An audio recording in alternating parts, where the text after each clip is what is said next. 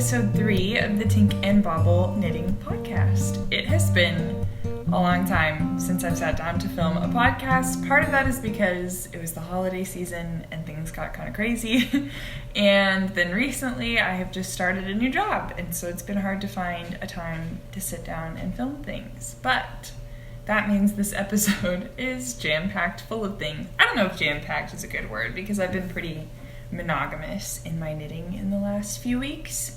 I'm going to try to talk louder than I usually do. Also, sorry if the lighting is strange. I'm filming right next to a window. I'm going to try not to blow myself out. Actually here. There we go. Anyways, I've been pretty monogamous in my knitting lately. Also, if you hear background noise, my dryer is going. It'll probably cut off here in a couple of minutes. But that's what the background noise is. Also, of course, the dogs are with me, so if you hear jingling or barking, maybe, that's what that is. Yeah, let's just jump in. Finished objects. I don't have any finished objects to show you because all of my finished objects were gifts, but I finally finished all 3 of my Hogwarts scarves. They were all in Hufflepuff colors. I will insert a picture right here of my friends wearing them. If they don't want their faces in the video, then their faces will be cut off, but I finished knitting all 3 of my Hufflepuff Hogwarts scarves, which was such a relief. They didn't get them by Christmas, but it was pretty close. I kind of knew they weren't going to get them by Christmas just with the way the USPS was with delays and everything over the holiday season, but they all loved them and they've all worn them, and now I feel left out. So I have to knit myself a Ravenclaw one here soon so that the 4 of us can all be matching together. But they loved them. I found at my local Five Below, if you all have Five Belows near you, if you don't, I'll explain. It's like kind of like a dollar store, except everything's $5 and below instead of everything being $1. And their candy selection, at least at the one near me, is insane. Like, they have all kinds of crazy fun candies that you like can't find at like Walgreens or Kroger or whatever. They had a few like Harry Potter Hogwarts themed candy things, and they had chocolate frogs. So I put a little chocolate frog in all 3 of their little packages with their scarves, and I thought that was super cute. But yeah, I'm going to have to knit myself a Ravenclaw one soon. That pattern was by Sheep and Stitch. It's a free pattern, I'm pretty sure, you can find on her website. She also has a YouTube video tutorial to go along with it, which is what I watched to learn how to knit the scarves. And I will leave all of that linked down below. I used size 6 bamboo circular needles. I believe it was size 6. I think that's a 4mm needle, but I could be wrong. Yeah, it's super simple, just a 1x1 rib, which does mean that it takes forever to knit. A 1x1 rib, like 6-foot long scarf, but it was pretty mindless and simple, and they all loved them. So yeah, that's my only finished objects. Oh, I will say too, I used just yarn that I found at Hobby Lobby because oh, there's the dryer.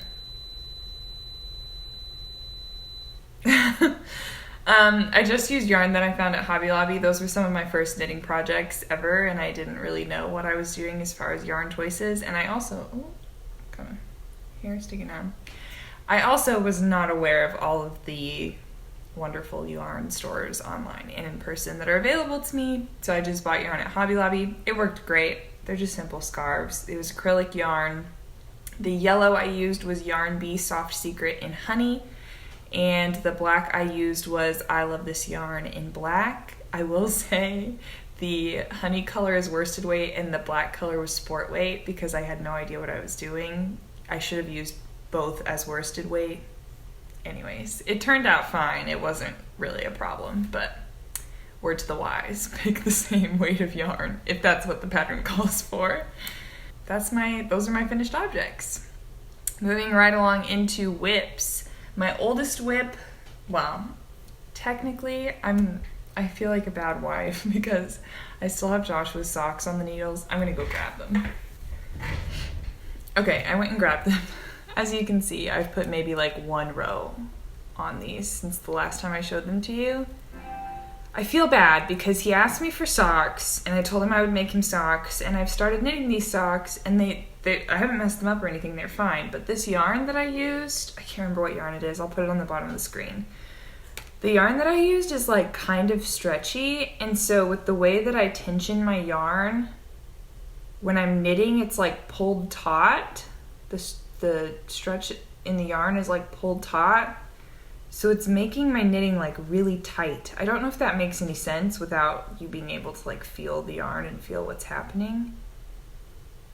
But anyways, I think I am going to finish them just because I don't want to waste the yarn. And I do like the coloring, like especially for him. Like I think he'll really like this because he likes blue.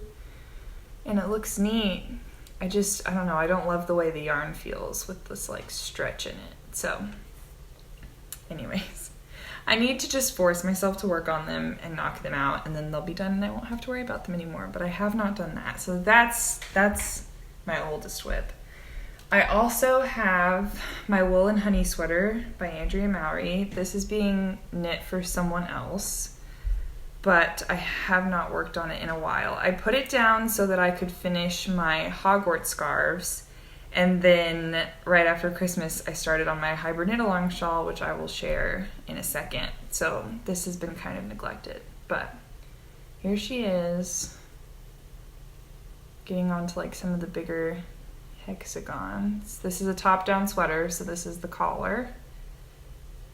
I'm knitting this in Cascade Heritage Solids in Cinnamon, I believe. It's fingering weight. Can't remember if it's superwash or not. I'll have all the like actual details down below. But yes, this is being knit as a gift, but not a Christmas gift, so I'm not that behind. It was never going to be a Christmas gift, but I'm almost done with the yoke, I think. And then I'll move on with the rest of the sweater. And this is my first sweater I've ever knit. It's pretty simple. I did mess up a few things because that's just to be expected when you're knitting your first sweater ever. But I will say it is pretty simple. I don't know if there's anything else to say about that one. Haven't really been working on it. I need to though, but I have been pretty one-track minded, and this is the project that I've been one-track minded on. This is the 2020 Hybrid Knit Along project by Stephen West. He gave two options.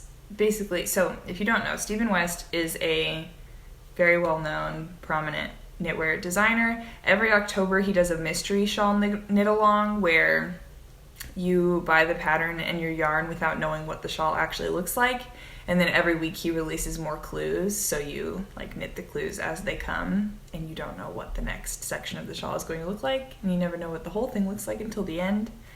I didn't start knitting until October, like the end of October, so I was too late to do that, but I really want to do it next year. But he did a kind of similar thing at the end of December called the Hybrid Knit Along, where he released a pattern, but the like shawl options were a surprise. He said there were going to be 2 shawl options and kind of gave guidelines for how to choose your colors.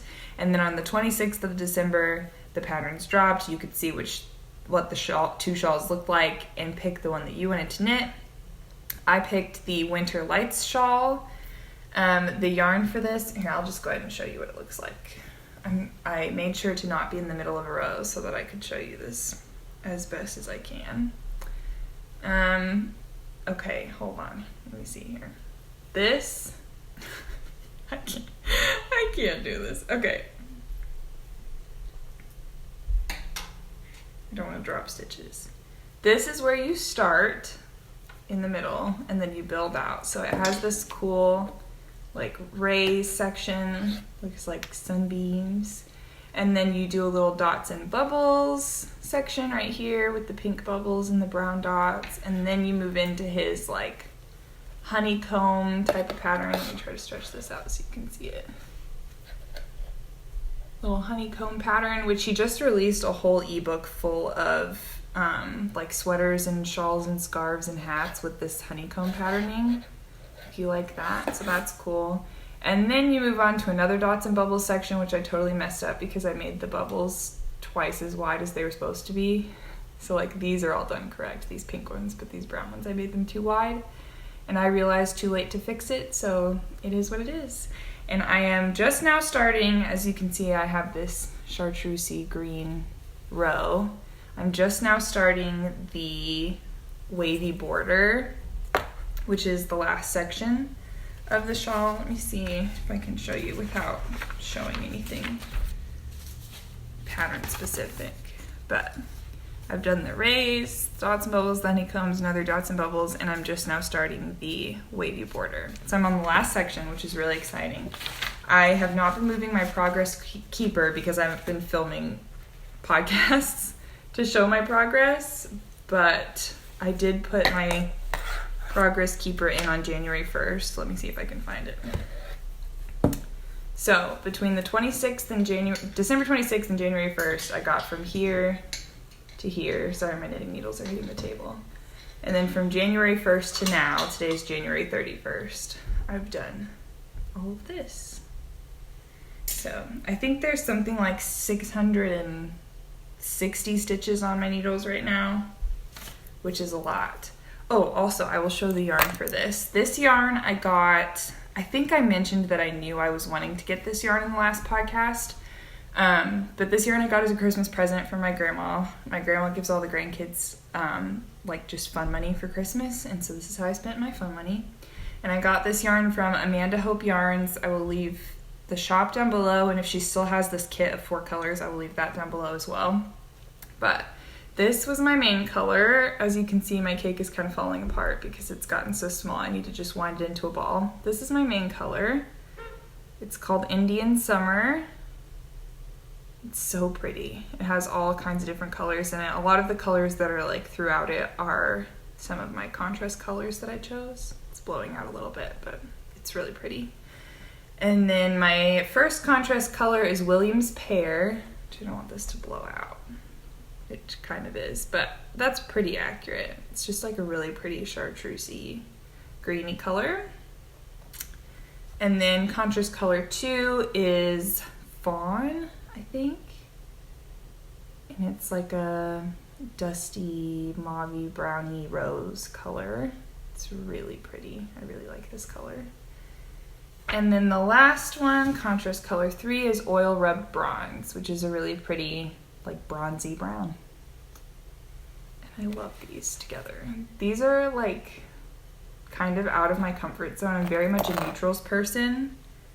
But they just looked so pretty. And I really wanted to stretch myself with this shawl because if you know Stephen West's patterns, they usually are very colorful. Like the way he knits them, he knits with lots of like cool, crazy colors. And I knew I wouldn't wear anything too crazy, but I did want to step out of my comfort zone a little bit and do something more colorful than I would usually do. So I picked those and I love them. I think they look so pretty. The back looks nice as well. Like this is the back. So that is my only other, ooh, there's a thing on my phone. That is my only other whip right now. Just the socks, the sweater, and this shawl. I'm hoping to have the shawl done in like maybe a week. And then the thing, I'll move on to future cast-ons. The thing that I'm really excited about is I am test knitting for the first time ever, which is so exciting. I feel like I'm such a new knitter, so I feel really grateful to be able to test knit. I'm test knitting the Margo socks by Cozy Crafting. I'll insert a picture of them here. She's already shared them on Instagram, so the picture of the sock pattern is not a secret. I was chosen to test those the other day. I'm waiting on one skein of yarn to come in because it's a 2-color sock pattern. It'll be my first time doing color work. Technically there's color work in this shawl, but it's all slip stitches, so you're only working one color of yarn at a time. So this sock pattern will be my first time doing actual color work where I'll have to carry both colors of yarn at the same time across the sock. But I'm going to be starting those today probably because I already have the color of yarn that I'm using to start the socks. I'm just waiting for the other color, but I can get through the cuff before I need to use the other color, if that makes sense. Anyways, Margo socks by Cozy Crafting. I will get into acquisitions so that I can show you the yarn that I'm going to use for these socks. So in December, I joined the sock squad, which is the Farmer's Daughter, The Farmer's Daughter Fibers. It is her like yearly sock club subscription service thing. So you get a sock set every month. So a full skein and a mini skein of yarn, of her sock weight yarn. The colors are a complete surprise every month. I already have my January and my February yarn, and I'm going to be using my February main skein for the Margo socks. So this is the January set. Try not to get it blown out. That's pretty accurate right there. It is called A New Dawn, and it is on her Piltner sock, which is 75% superwash merino, 25% nylon. 4-ply yarn, 100 grams, 463 yards. And then the mini is 20 grams, 92 yards. And this is so pretty. It looks like it's just a solid, and then when you get up close, it has all these, let me try to find a good section. It has like deeper like reds and oranges and yellow speckles in it. It's really pretty. I probably won't use these two together because these just aren't really my colors. These will probably be made for someone else, made into something for someone else. I don't know that I'll use them together though. And then here's the like fuchsia. This one's pretty much just a solid. There's no like speckling or really variegatedness to it, but it's a really pretty fuchsia and coral. And this is A New Dawn, and this was January. And then February, I love. This is called the Tests of Thyme, but thyme like the herb. Can you see that? And it is the most beautiful olivey herby green color. And this is going to be one of the colors in my Margo socks. So in the picture that I showed of the Margo socks, she knit them in like a light pink and a navy. This is what I'm going to be using where she used the navy. And then I have ordered like a linen-y off-whitey color for where she used pink in hers. So there's that, and this one's pretty solid too. There's not really any speckling in it. And then the contrast color is this like, it's not lavender, but like, it just reminds me, like this reminds me of dried herbs, which makes sense because it's called the Tests of Thyme. It's really pretty purple. Again, purple's not really my color, but this one is so pretty. And this is on her Bear Paw sock base, which is 70% superwash merino, 20% yak, and 10% nylon. So that's pretty neat. They feel, I don't know, they feel pretty similar. This one feels a little more squishy. The Piltner sock, which is just superwash merino nylon, feels a little more squishy than this one. But they're both super soft, and I just, oh, I love this color. It's so pretty. So yeah, I'm super excited about that. My goal originally was to knit a pair of socks a month, but I haven't knit any socks in January. And yeah, so I'm a little behind, but maybe I'll catch up.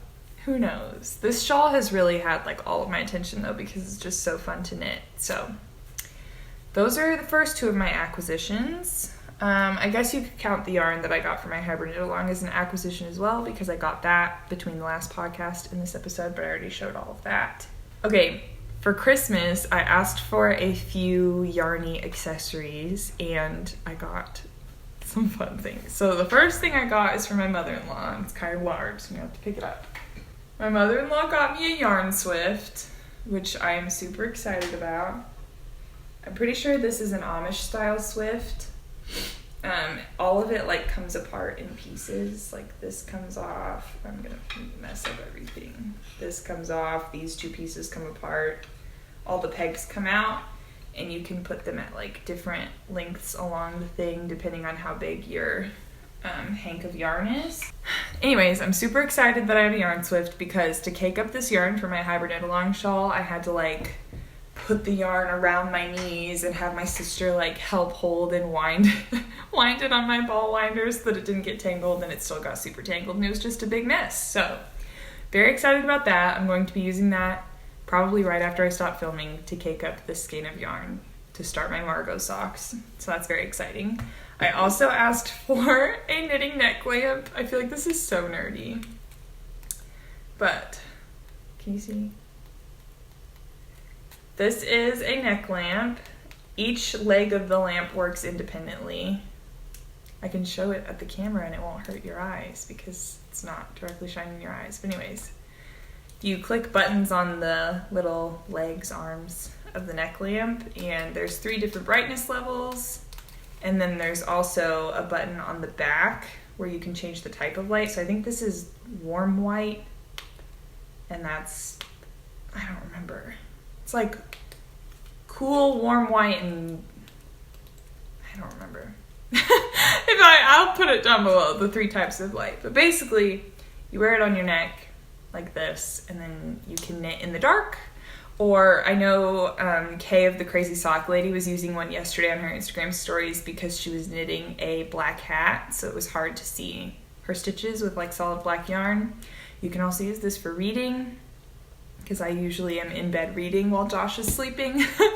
But this came in handy when we were driving back and forth to visit family over the holiday season, so I could knit and read in the car in the dark, which is super nice. So that was my second thing. My mother-in-law got me this. And then my parents got me, I'm so excited. Y'all remember me talking about, if you've watched my previous 2 episodes, you'll remember me talking about this super cheap set of circular needles that I got on Amazon. It was like $10 for 10 sets of knitting needles. And like the sizing was all messed up. It was like by some Asian company, so none of the like packaging had English instructions, and the sizing was wrong. And like I even tried to look up like different Asian countries' sizing of knitting needles, and it still wasn't matching up to those. So then I had to go get like a needle gauge thing to figure out the sizes of all of them. Anyways, I asked for a set of interchangeable needles for Christmas, and my mom and dad got me a set of chai-gus. That's how I say it. Some people say chow-gu, chia-gu. I say chai-gu. Who knows what it actually is. But she got me the small set. I say she. Both my parents got them for me. But I got the small set, so it came with sizes 2 through 8. I'm using the size 4s right now, but they would be right there.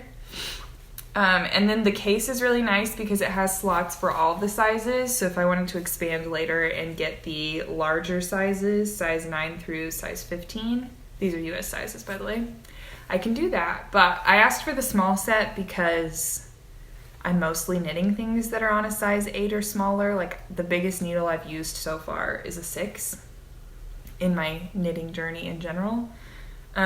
So I figured if there ever is a project where I need a bigger needle size, I'll just get them individually probably and add to my collection.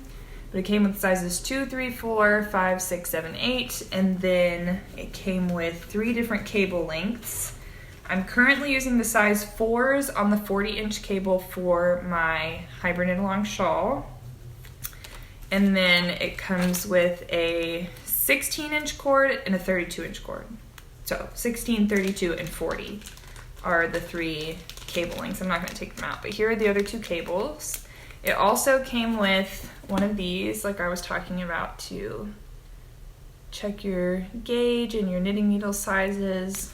And then it came with some stitch markers, small ones and large ones.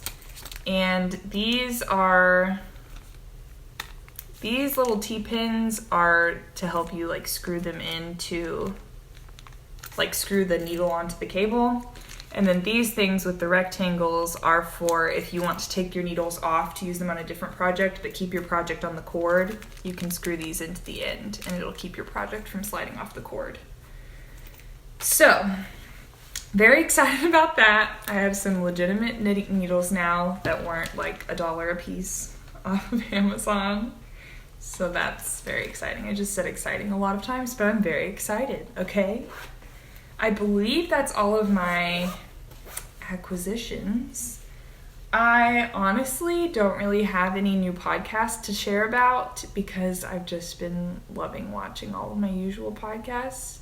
The Cozy Mouth Knits just came out with a podcast today that I was literally just watching before I started filming, and I love her. So shout out to her. I'm still watching The Crazy Sock Lady a bunch, and Nitty Natty, Natalie from Nitty Natty. I love all of them. So go support them. Oh, I have one more thing I wanted to say.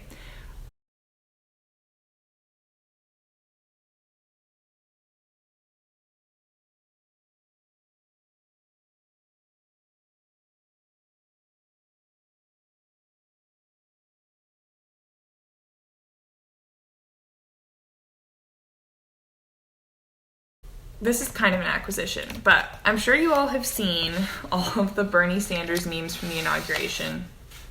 And a bunch of people were releasing patterns and things. I personally didn't see anyone charging for their patterns, but I know that was happening, and that just makes me feel a little icky.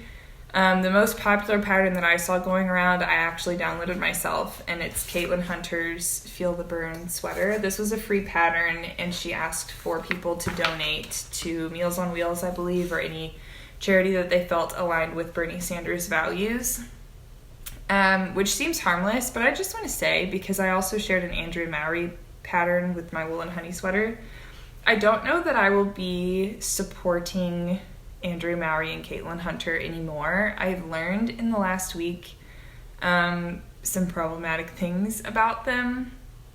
Again, I'm a new knitter, so I'm new to this whole community, and they're two of the bigger names that you hear about.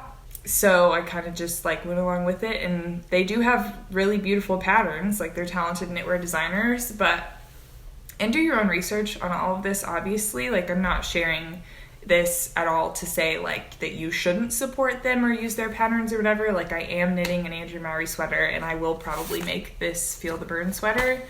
Like, I've already downloaded the pattern and everything and donated.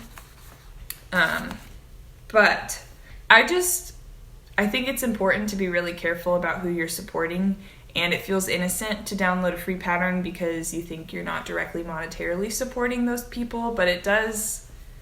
Like, everybody was sharing about her pattern. Like, she got huge publicity off of sharing about a free pattern, and I just think it's important to make sure that you're supporting people whose values align with yours. And if the things that have gone around about them, just with like the BIPOC community and plus size community and all of that, if those things don't bother you, that's on you. It's all down to like a personal conviction. But for me, I don't know that I feel comfortable supporting people who have done and said problematic things and kind of refuse to address them or apologize for them in a meaningful way.